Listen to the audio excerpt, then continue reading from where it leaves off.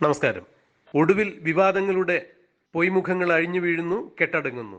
ബി.ജെ.പിക്ക് കേരളത്തിൽ നിന്നും ഒരു എം.പിയെ കിട്ടുന്നതുവരെ മാത്രമാണ് ബഹുമാനപ്പെട്ട മുഖ്യമന്ത്രി പിണറായി വിജയന്റെ മകൾ വീണ വിജയനും വീണ വിജയന്റെ കമ്പനി ആയ എക്സാലോജിക്കിനുമെതിരെ ഇ.ഡിയുടെയും ഐ.ടിയുടെയും എല്ലാം അന്വേഷണം ഇതുപോലെ മുന്നോട്ട് പോകൂ, അല്ലെങ്കിൽ ഇത്തരം അന്വേഷണത്തിന്റെ പുകമറ ഉണ്ടാവുകയുള്ളൂ എന്നാണ് പ്രചരിപ്പിക്കപ്പെട്ടിരുന്നത്.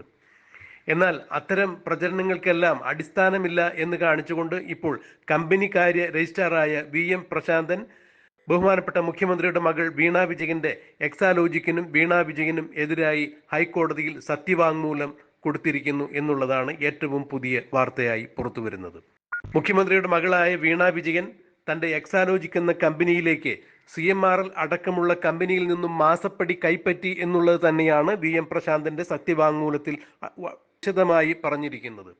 CMRL എന്ന കരിമണൽ ഖനന കമ്പനിയിൽ നിന്നും മുഖ്യമന്ത്രിയുടെ മകളായ വീണ വിജയൻ തന്റെ കമ്പനിയായ എക്സാലോജിക്കിലേക്ക് 1,72,00,000 രൂപ വാങ്ങിയിട്ടുണ്ടായിരുന്നു. ഇതുപോലെ കേരളത്തിലെ അനാഥ മന്ദിരങ്ങൾ അടക്കമുള്ള ചില വിദ്യാഭ്യാസ സ്ഥാപനങ്ങളിൽ നിന്നും വീണ വിജയൻ പണം മാസപ്പടിയായി തന്നെ കൈപ്പറ്റിയിട്ടുണ്ട്. അച്ഛൻ മുഖ്യമന്ത്രിയായതിനാൽ മകൾ നടത്തുന്ന കമ്പനിയിലേക്ക് തങ്ങളുടെ സ്ഥാപനങ്ങൾ നടത്തിക്കൊണ്ടു പോകുന്നതിന് തടസ്സമില്ലാതിരിക്കുവാൻ വേണ്ടി ഓരോരോ കമ്പനികളും മാസപ്പടി നൽകി, കോഴ നൽകി എന്ന് തന്നെയാണ് സത്യവാങ്മൂലത്തിൽ പറഞ്ഞിരിക്കുന്നത്. ഈ പണം അത്രയും പൊതുജന ആരോഗ്യ രംഗത്ത് അല്ലെങ്കിൽ പൊതുവികസനത്തിന് വേണ്ടി ഉപയോഗിക്കേണ്ട പണം തന്നെയാണ്.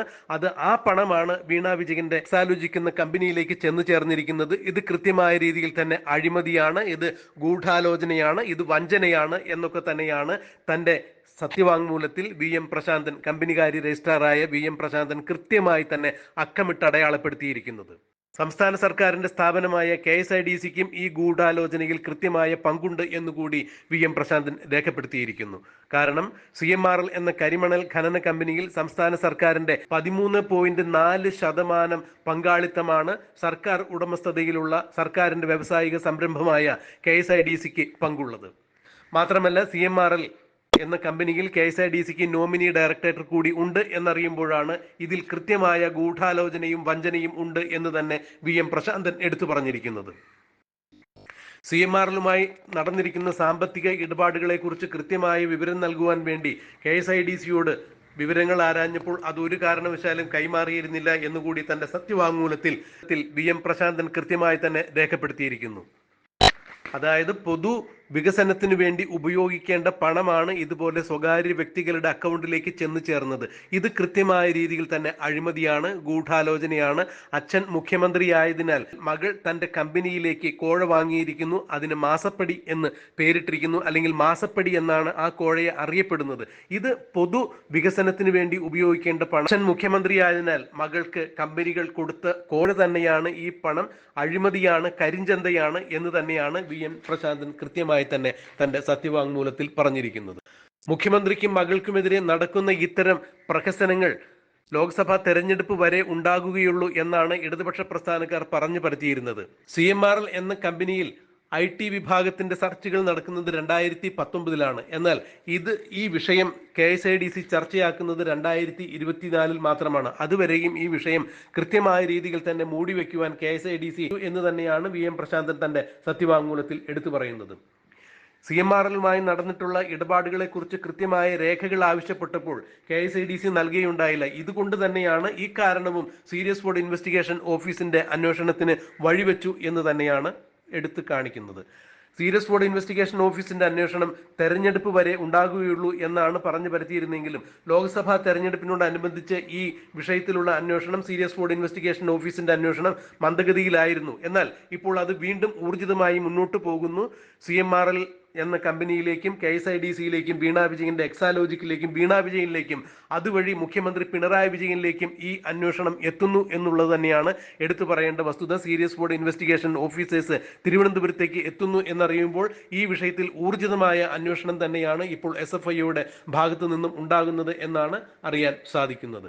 ഇനിയും യാതൊരു തരത്തിലുള്ള ഒളിച്ചുകളികളും ഈ വിഷയത്തിൽ പിണറായി വിജയനോ അല്ലെങ്കിൽ പിണറായി വിജയന്റെ മകളായ വീണ വിജയനോ വീണ വിജയന്റെ കമ്പനിയായ എക്സാലോജിക്കിനോ സാധ്യമല്ല എന്ന് തന്നെയാണ് നിയമവൃത്തങ്ങൾ സൂചിപ്പിക്കുന്നത്.